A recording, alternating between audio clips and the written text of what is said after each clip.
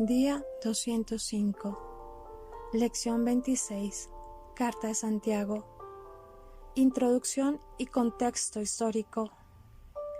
Esta carta se debe considerar como una guía práctica del cristianismo, aunque solo se menciona a Cristo 2 veces.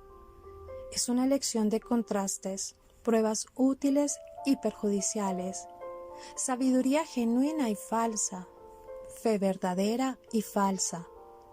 Su contenido es práctico, con un promedio de más de una orden cada 2 versículos. ¿A quién escogió Dios para escribir una carta tan notable?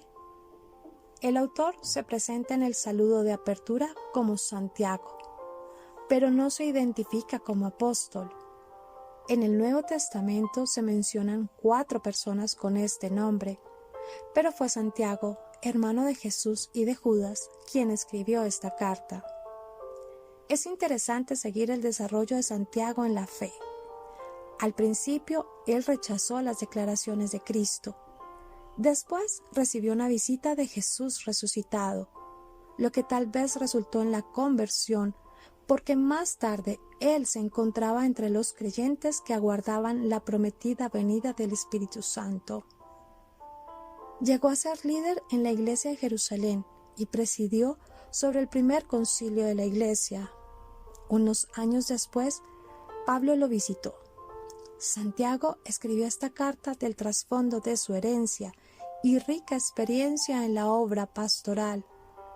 Fue martirizado por su fe en el año 62 o 63 después de Cristo. Los lectores de esta carta son nombrados las 12 tribus que están en la dispersión. Aparentemente Santiago se preocupaba por todos los judíos convertidos al cristianismo, que antes habían formado parte de la congregación de Jerusalén, pero ahora residían en otras partes del mundo. Su dispersión se incrementó después del martirio de Esteban y también durante la persecución bajo Herodes Agripa I. El historiador Josefo describe la situación de esta manera. Ahora, estos judíos han emigrado a todas las ciudades, y es difícil encontrar un lugar en el mundo habitado que no haya admitido a este grupo de hombres y que no sea posesión de ellos. Siendo uno de los libros del Nuevo Testamento con características más judías, esta carta contiene más de 40 referencias al Antiguo Testamento y más de 20 alusiones al Sermón del Monte. Inclusive, se retiene un nombre hebreo para Dios, Señor de Sabaoth, Señor de los ejércitos. Santiago emplea 15 veces este saludo común entre los creyentes judíos. El reto a los que leen esta carta por primera vez y a todos los cristianos es: si posee fe genuina en Cristo para la salvación, demuéstrela. El contenido de esta carta se puede considerar como la presentación de 4 evidencias de la verdadera fe.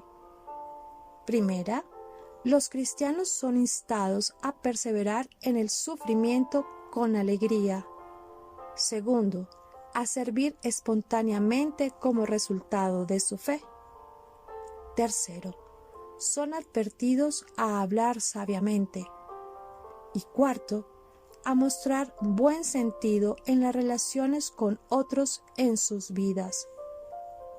Esta carta es un perenne recordatorio de que cualquiera puede decir que es cristiano, pero la mejor evidencia de la fe genuina se manifiesta por la manera como uno vive.